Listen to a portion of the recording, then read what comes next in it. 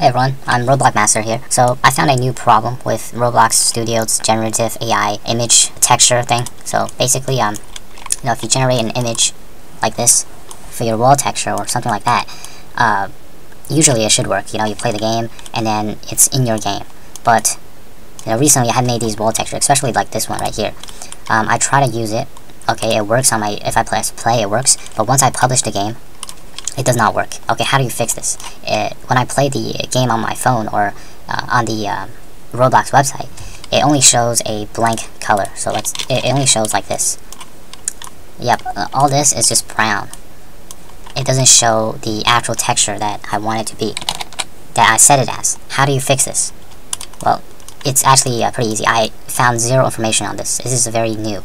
So how you want to fix this is you want to go to Material Manager, switch.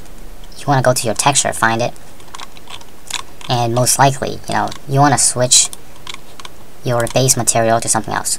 I set it as brick at first, so that's why it didn't work. You just want to set it as something else. I set it to metal, and then I saved it, and then I stick it on my wall again, and then it works. When I play the game, it works. So yeah, that's how you fix it. Thank you.